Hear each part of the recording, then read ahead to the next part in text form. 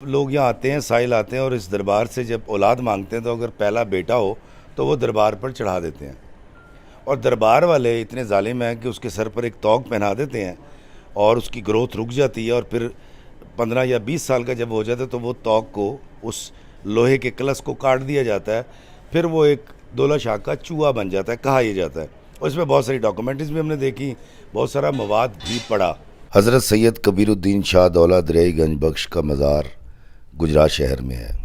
आप बगदाद में पैदा हुए थे। एक रिवायत के मुताबिक किसी बदकिमाश ने आपके माँ बाप के मरने के बाद आपको एक हिंदू के पास बेच दिया। आपने उसकी इस कदर खिदमत की और उन खिदमत से खुश होकर सिले में आपको आज़ादी मिली। और दूसरी रिवायत ये बयान की जाती है कि अली नकी नामी किसी बुज़ुर्ग ने आपको एक ऐसे हिंदू जोड़े के पास 200 शर्फियों के इवज़ फ़रोख्त कर दिया जिनकी औलाद नहीं थी। वो आपसे दिन रात काम करवाते, मुशक्क़त लेते, लेकिन क्योंकि अल्लाह ताला ने बचपन से आपकी ज़बान में तासीर रखी थी, आप जो दुआ फरमाते थे वो पूरी हो जाया करती थी। और जब सरकार की ज़बान का ये असर उस हिंदू जोड़े के सामने आया तो उन्होंने ना सिर्फ माफ़ी मांगी बल्कि आपको आज़ाद कर दिया।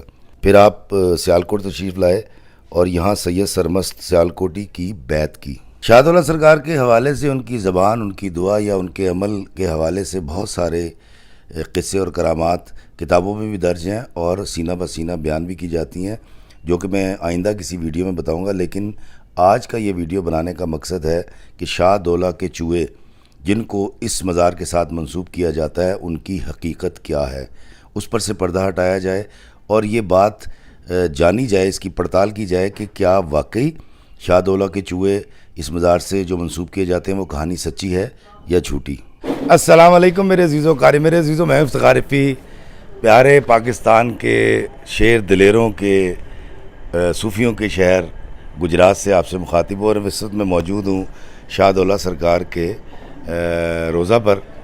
और यहाँ पर इस दरबार पर आने से पहले मैंने बहुत सारी डॉक्यूमेंट्रीज़ देखी थी, या मैं जो सुनता आया था वो ये था कि जब लोग यहाँ आते हैं, साहिल आते हैं और इस दरबार से जब औलाद मांगते हैं तो अगर पहला बेटा हो तो वो दरबार पर चढ़ा देते हैं। और दरबार वाले इतने जालिम हैं कि उसके सर पर एक तोग पहना देते हैं और उसकी ग्रोथ रुक जाती है, और फिर 15 या 20 साल का जब हो जाता है तो वो तोग को, उस लोहे के कलश को काट दिया जाता है। फिर वो एक दौला शाह का चूहा बन जाता है, कहा यह जाता है। और इसमें बहुत सारी डॉक्यूमेंट्रीज भी हमने देखी, बहुत सारा मवाद भी पढ़ा। मैं जब गुजरात की तरफ आ रहा था आज तो मैं सोच रहा था ये कैसे मुमकिन है कि एक ऐसा मुल्क जो इस्लामी जमहूरिया पाकिस्तान है, जिसमें अदालतें काम करती हैं, जिसमें फोर्सेस काम करती है, जिसमें NGOs काम करती हैं, जिसमें जमहूरी हुकूमत है, इस वक्त दुनिया चांद के बाद मरीख पे जा रही है, ये कैसे मुमकिन है कि कोई माँ बाप अपने बच्चे को यहाँ चढ़ा जाएँ? अगर चढ़ा भी जाएँ तो ये कैसे मुमकिन है कि कोई इंसान जो इस दर से वाबस्ता हो, इन सूफिया कराम के, वो एक ऐसा घिनौना अमल करे। ये हकीकत है कि इस दरबार से वाबस्ता ये दिलदोज़ दास्तान पाकिस्तान बनने से पहले तक सच्ची थी। बांझ जोड़े यहाँ औलाद की दुआ करते, पहला बच्चा चाहे लड़का हो या लड़की उसे इस मज़ार के मतवलियों को सौंप दिया जाता।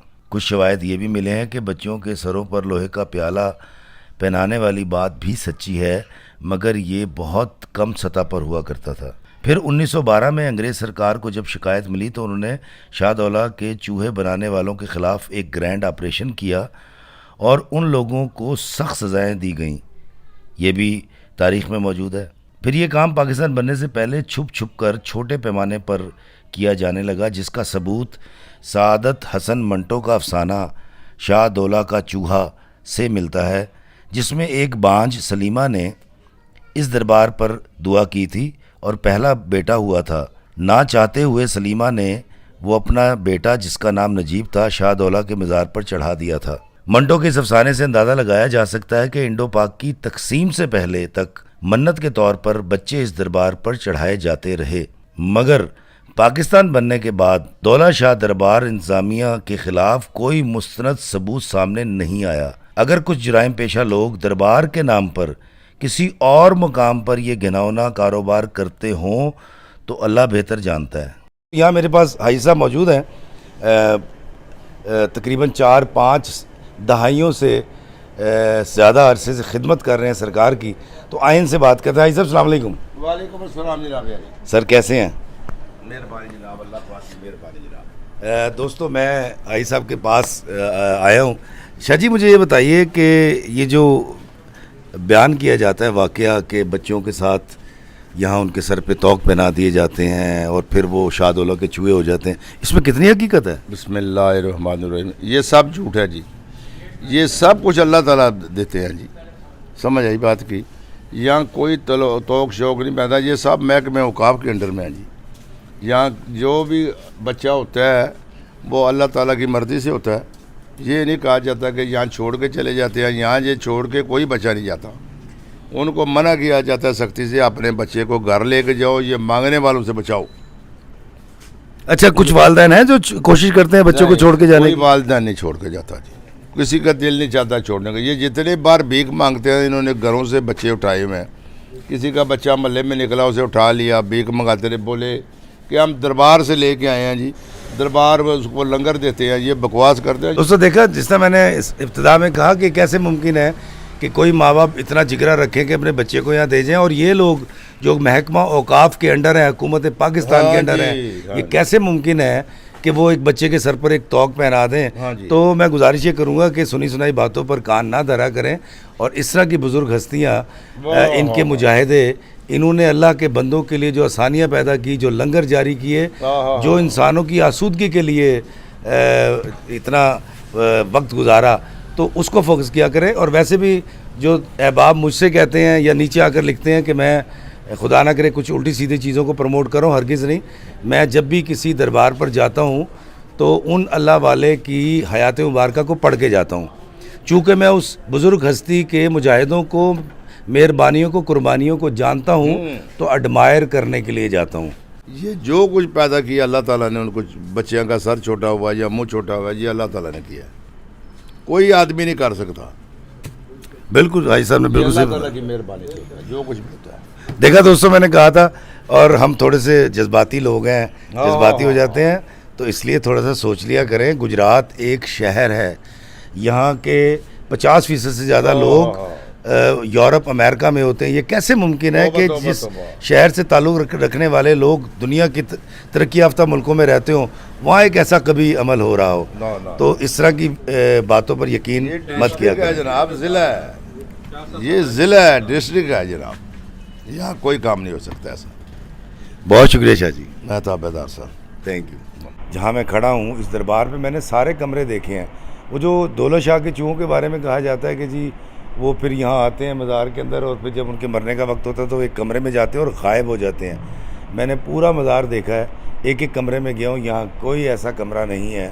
اور میں نے یہاں کے رہنے والوں سے بھی پوچھا تو یہ محض ایک الزام ہے اس دربار پہ، یہاں ایسا کوئی کام نہیں ہوتا کہ شاہ دولہ کے چوہے آتے ہوں اور یہاں کسی کمرے میں جاتے ہوں اور غائب ہو جاتے ہوں۔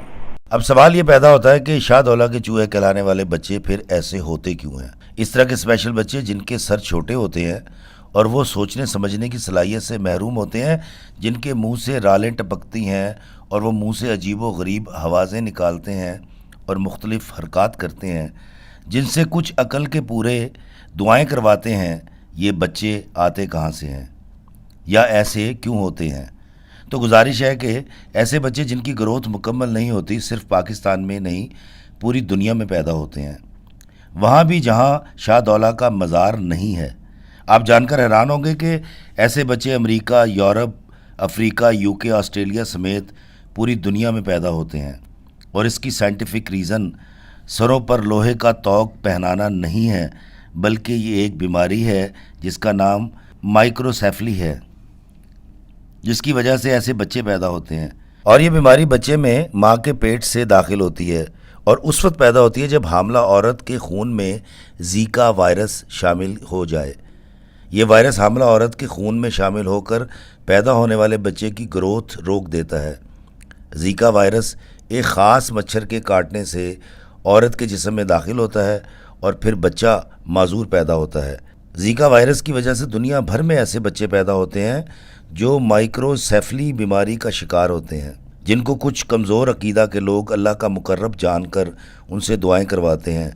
اگر ان بچوں کی دعائیں اتنی ہی مستجاب ہوتیں تو سب سے پہلے یہ بچے اپنے لیے دعا کرتے اور تندرست ہو جاتے۔ شاید آپ نہیں جانتے کہ جن گھروں میں یہ بچے پیدا ہوتے ہیں ان کے والدین ان کی خدمت، حفاظت اور فکر میں گھل گھل کر آدھے رہ جاتے ہیں، بیمار ہو جاتے ہیں، ڈپریشن کا شکار ہو جاتے ہیں۔ اگر اب بھی کوئی زیکا وائرس کی وجہ سے مائکروسیفلی بیماری کا شکار بچوں کو شاہ دولہ کی کرامت سمجھے تو میں ان کے حق میں صرف دعا ہی کر سکتا ہوں۔ ان اللہ والوں کی تعلیمات پر عمل کریں جو اللہ کے بندوں کے لیے آسانیاں پیدا کرتے رہے اور اپنی زندگی اللہ اور اس کے رسول کے حکم پر گزار کر اس دنیا سے رخصت ہو گئے۔ روشنیوں کی یہ مینار ہمارے لیے مشعل راہ ہیں۔ کوئی کچھ بھی کہے، ان اللہ والوں کے دوارے بسے رہے ہیں اور رہتی دنیا تک بسے رہیں گے۔